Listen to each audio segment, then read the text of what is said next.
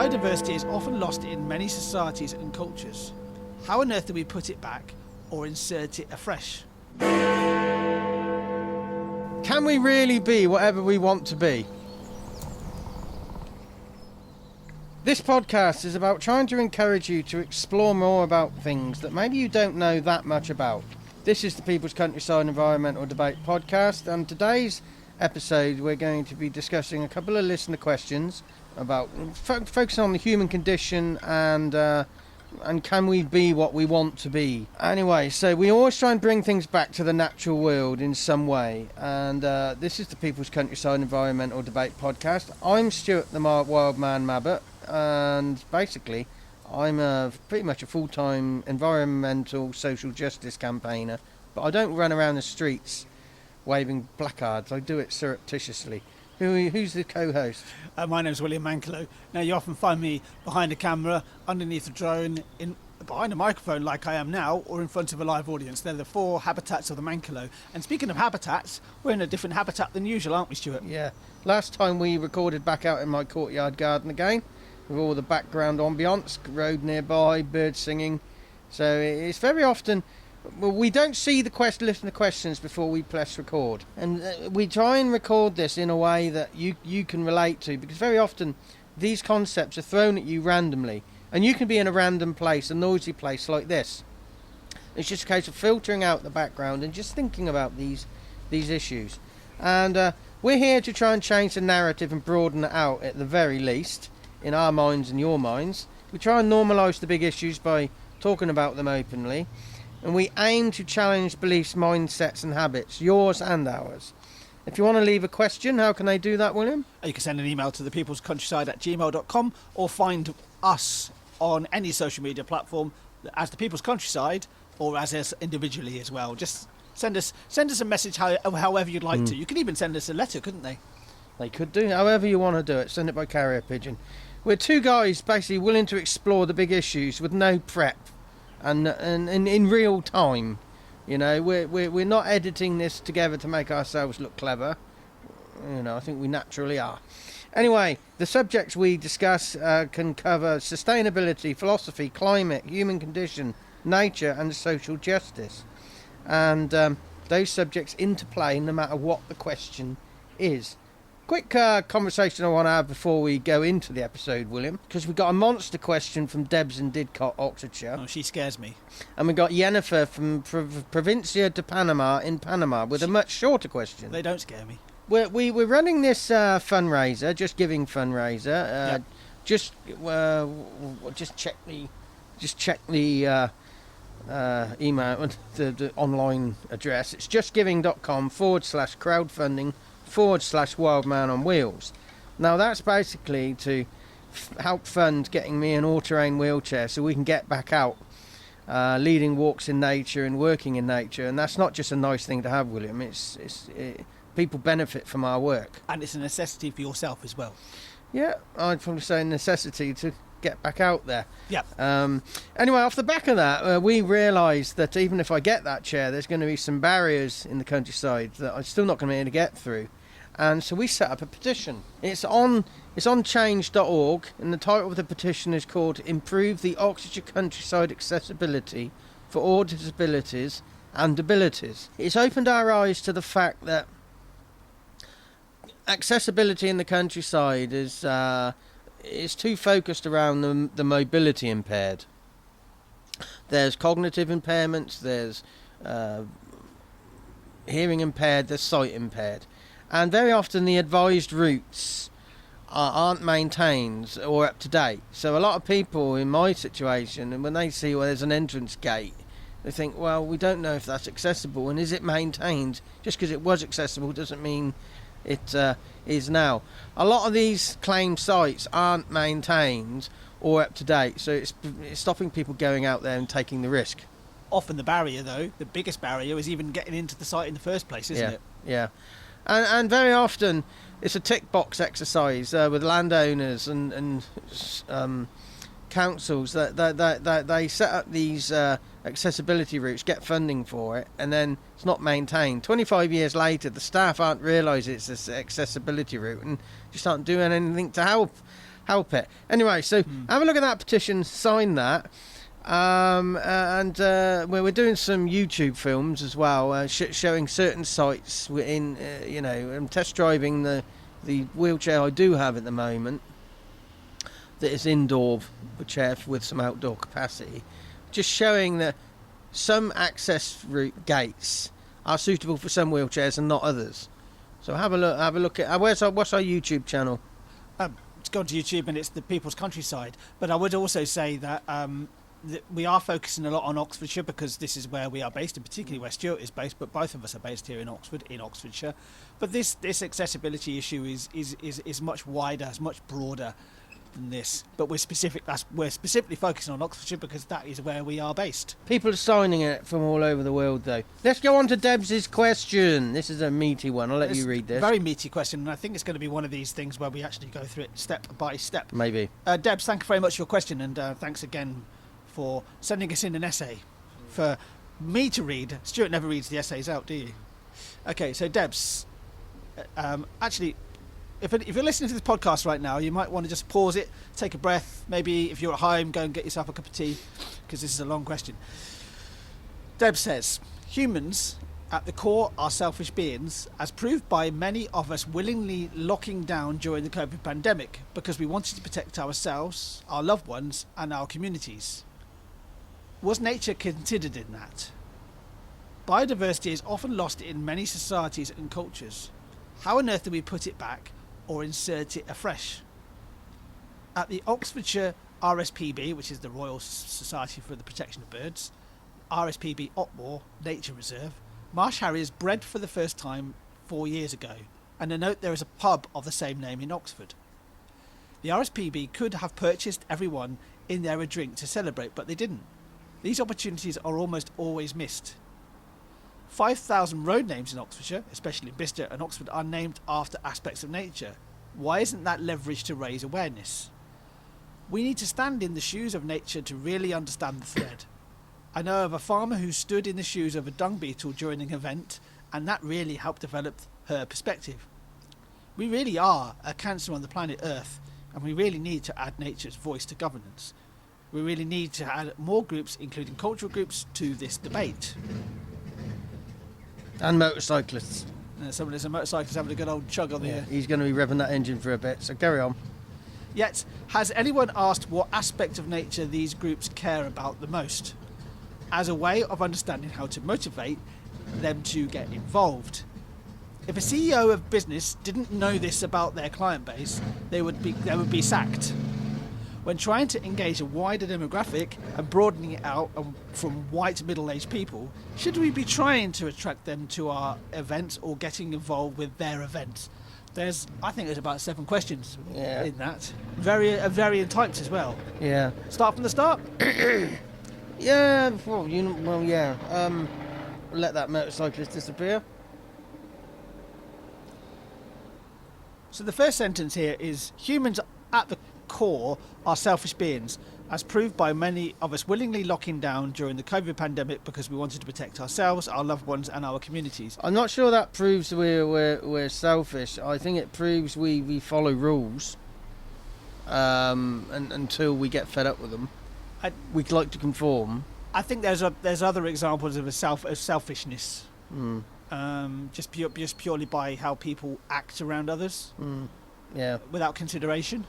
Yeah, I don't think the COVID lockdown is a good example of that. I think being locked down, being at home. I mean, some people love being at home and love being locked down because they didn't have to go to work anymore, or for that period of time. But it says, was nature considered in that?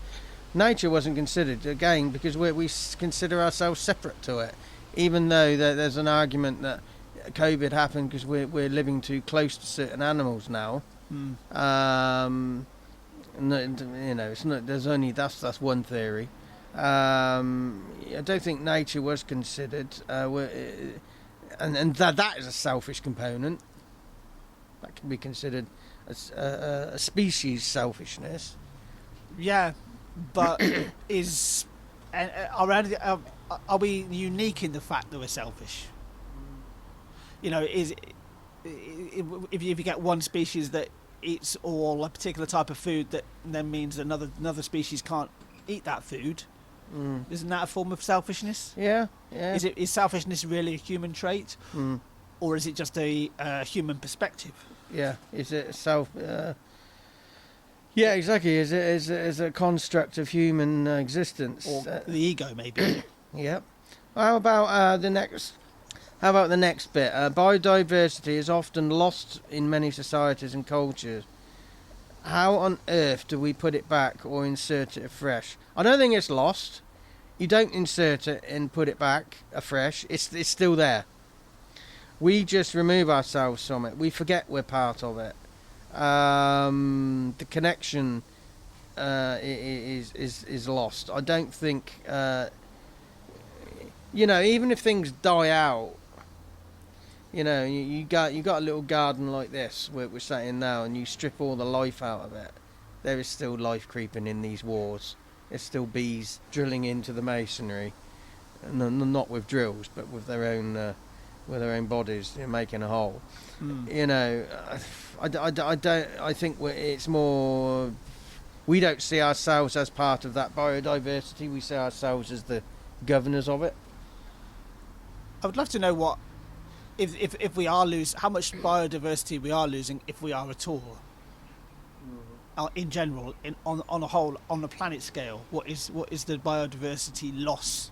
Well, that figure is out there, but it's how that's calculated as well. Biodiversity is the multiple layers of life in any given ecosystem, and that could be nationally, locally, or hyperlocally. I'm leaving hyperlocally here. There's various levels of biodiversity right around us, isn't it? Yeah. Like even just in your garden here, but also beyond these walls. Yeah, you're saying it's just an artificial boundary, these walls. Anyway, an interesting point Debs raises at an RSPB reserve, a nature reserve, bird reserve in Oxfordshire, called Otmore. Marsh harriers did breed for the first time a few years ago. And there is a pub near you, actually, William, called the Marsh Harrier, which is what she's talking about. I could pretty much trip out of my front door and land in the Marsh Harrier almost. And it says the RSPB could have purchased everybody in there a drink to celebrate, but didn't. Yeah, these connections are often missed. But but in all seriousness, if you bought all those people a drink in that pub, I think the only thing they would actually be thinking about is the drink. They don't care about the bird. Yeah, I think no, they don't really care. But subtly, the message would have, it's not just the name of a pub. There is a bird nearby. So there would have been a subtle awareness. But what difference would that have made? That subtlety, who knows? But I do think these opportunities are missed if they're packaged up in a good way. Yeah, so these opportunities are almost always missed. 5,000 road names in Oxfordshire, especially in Bicester and Oxford, are named after aspects of nature. Why isn't this leveraged to raise awareness? Yeah, Blackbird Leys in Oxford. They're named after birds and plants, and you get a road called Jourdain Road and a road called Tucker Road. These are all off of Balfour Road. And Periwinkle Place. Well, that's the name of a plant. But I'm talking about Jourdain Road, Tucker Road, and Druce Way. They're names of people. Jourdain and Tucker were sort of early 1900s big bird people. Okay. I didn't know and often they were part of the church. And then you had Druce, who was a very famous botanist, but he was also a chemist in Oxford. They're named after people, and people who live in these roads have no clue, and I don't even think some people know that it's even a plant name that they're in. And then you've got Bicester. I don't know about Bicester, the roads, but I can imagine they would name things after plants. But yeah, these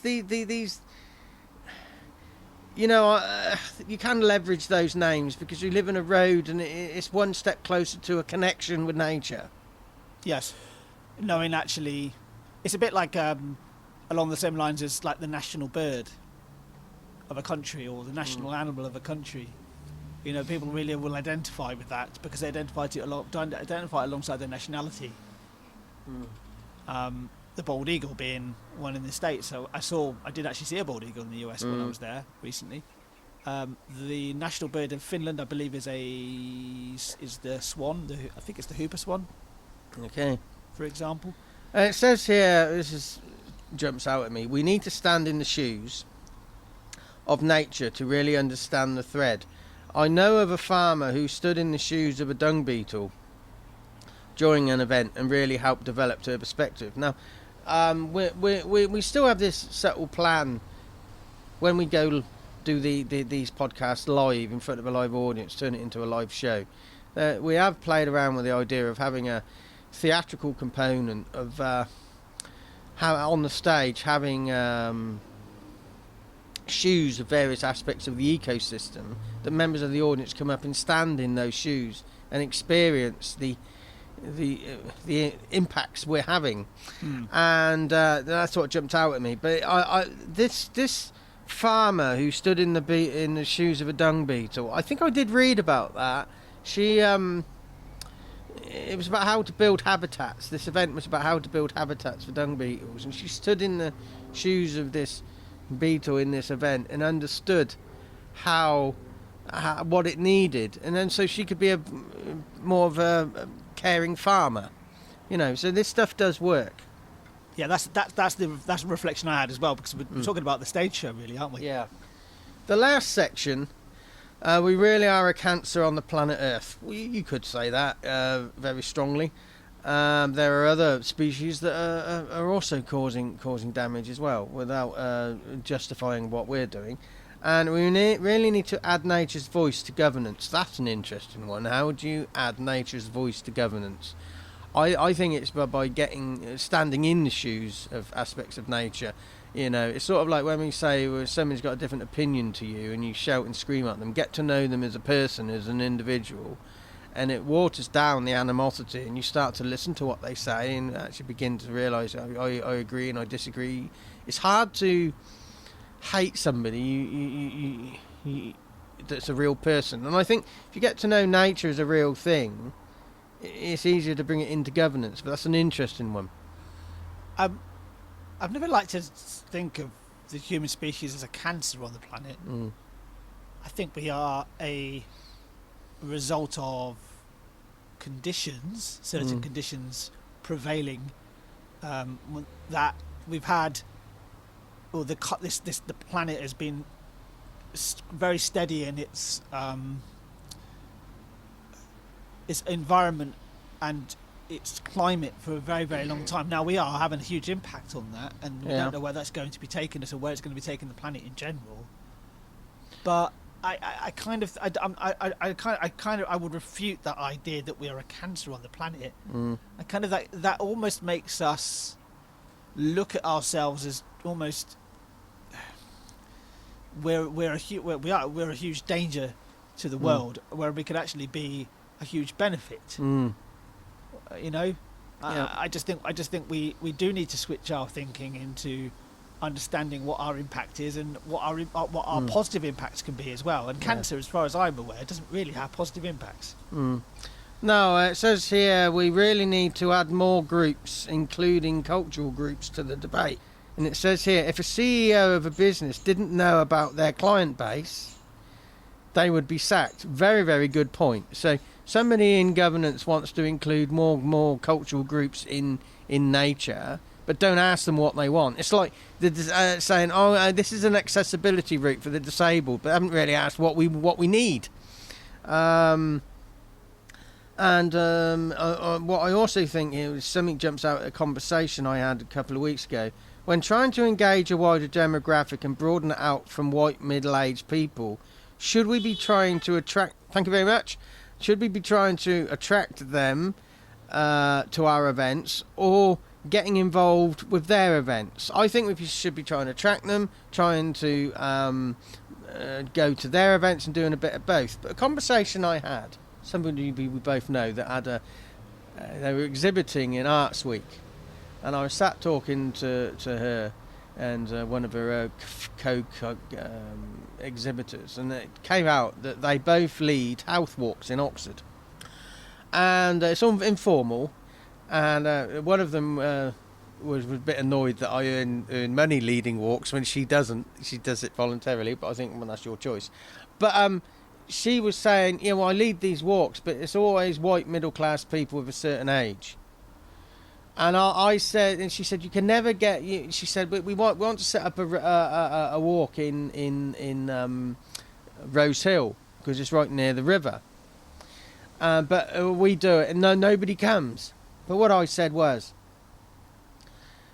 that somebody from their community needs to run the event. Yeah. And lead their event, and they have to self-run it with input from wider people. But if you plonk a group or a movement down in the middle of a community, there's no real ownership of it. It reminds me of a conversation I had with a good friend of mine, Tommy Serafinsky, who Tommy and I have done a different podcast. We've done a podcast called Have You Ever Considered? And off the back of that, we've done a live event. And the people that came to that live event were men of roughly the same age as we are. And I said, well, can we attract other people? And Tommy just said, well, not really, because we're just going to attract the people that are going to be attracted by us. Two men talking about whatever we're talking about. We're not going to attract, maybe not going to attract women, are we? For example. No, I don't think you can attract them, but you can set up a structure that somebody else can set it up for themselves, and you're guiding them. Exactly, yeah. But us, yeah, we're the attraction, but also the problem. Yeah. So the problem, if we are going for a different demographic, it's going to be a much harder sell. Yeah. Whereas if we're going for the demographic which matches who we are, often the audience reflects the act. Yeah, yeah. So whatever, and when I say the act, a bit leading a walk, doing a talk, doing a podcast, they're all an act in a way. You're the act. We are the performers in this situation. Now, we've noticed that our audience is, when it comes to listening to questions, is quite diverse, but it probably is quite often people who reflect our demographic, white, middle-aged men, very likely. So, like you say, you need to maybe what the person you were talking about just a minute ago needs to do is just take that structure and go and give it to somebody else, maybe who doesn't have the ability to create that structure. You give them that structure, and then they just fill it with what they need to fill it with, and then they'll attract the people from that area. Yeah. So any actions for this? A quick one for me is when you get presented with a whole bag full of issues like this, it's just step by step go through it with an open mind and just see where it takes you. My action is look at the potential of humanity, and do not see us as a cancer. See us as actually potentially a cure for the future, and maybe make the world actually a much more greener and happier place.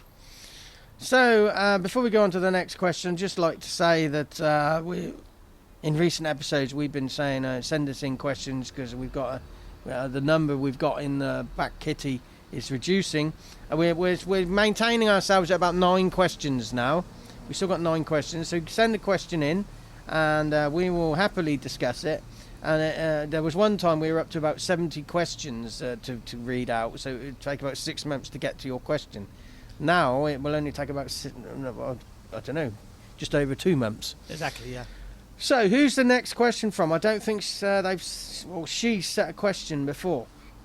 Again, it rings a bell with me. Jennifer from Provincia de Panama, which is a part of Panama. You reckon? I don't think she's... I think we also have gone through an exercise recently where we've picked every single, we've made a list of every single country and area that the questions have come from. And that's where you've read this. And this is maybe where I've read it, yes. Yeah. So that's maybe where I've mixed those two up. So what's her question? Jennifer's question, I mean, considering this is very black, this is like the complete polar opposite of Deb's question in the sense of length. But length. Would you want to read it? Because it's such a long question. Yeah, okay. Can we really be whatever we want to be? Question mark. In a cynical way, I would say no. We're conditioned to say you get education, you get this, and then you can be whatever you want to be. You can be whatever you want to be within the structure society throws at you. If it really does not want you to be something, it's the old boys network. You really have to fight to get out of that. I entirely agree with that, because I'm never going to be Prime Minister of the United Kingdom. You won't be allowed to be. I wouldn't be allowed to be, and I wouldn't want to be, but if I wanted to be, I couldn't be. However, let's just flip it around a little bit and actually say, allow yourself to be something. Actually say you are something. Whether or not it's... Because I think we often think about, can we be whatever we want to be? You're probably thinking about work and thinking about making money. But say you want to be a musician. Just call yourself a musician, and you are a musician. Yeah, I mean, I remember having a stand-up row with somebody who'd been through the university education system, and he was saying that. I was saying there are a lot of bad degrees out there. It's a lot of colleges now. It's just about getting bums on seats, selling education, and sometimes they provide a degree that's sort of like a component part of another one. So it's sort of, you're only studying an aspect of it. So it's like a lesser degree just to get you in there, when actually you'd be better off doing a different degree that does that subject and a load of other stuff. And Ian was saying to me, no, any education is better than no education. But I think when you're in the education system, you don't want to see the bad aspects, because it sort of makes you question, have you done the right thing? You don't want to see, because you see it on bus stops, study with us and meet your future. Yeah, there's always all that bollocks. Always that aspirational bullshit, isn't there? Basically, don't get no bullshittery here. Well, we try not to bullshit. Yeah. I think you've got to be realistic. Can we be whatever we want to be? We're always told hard works. I mean, they said that going into Auschwitz, hard work sets you free. And hard work doesn't actually equate to getting anywhere. And I know who said that to you. I do try to not go for hard work and go for clever work. So be clever with the time and energy you've got, because time and energy is not finite. Yeah. So it's not is finite. It isn't infinite. Well, we haven't recorded for a little while, and life happens, which is quite nice. And I remember another conversation I've had since we recorded. Somebody said it's harder to be self-employed now. I don't think it's any harder than it ever was. I just think that there's some other challenges that we've got now, but I think a lot of people go into self-employment without the guidance to be told how to be self-employed. Well, often a lot of people say they've got my own business, but actually don't have anything. It's just hobby. Being self-employed is it's brutal. It's brutal. Yes, absolutely. It's totally brutal. But it's very honest as well. You really do find out who you are. You really find out who you are very quickly. You find out what your weaknesses are. The one thing it takes a while to find out, though, it took me a while to find out, is my own strengths. Part of the US trip, actually, when I was in the US, actually kind of the conversations I had with my friend was to actually understand that. To understand my strengths and what I can do with them. Anyway, 2 great questions there from Debs and Jennifer. Next questions in future episodes. Jennifer again. And she will be joined by Abid in Tunisia. And then the question, this episode after that will be Gabby from Departamento de Santa Cruz in Bolivia. And weirdly, we've got Simon from Chislhampton in Oxfordshire. Had the extremes of the world.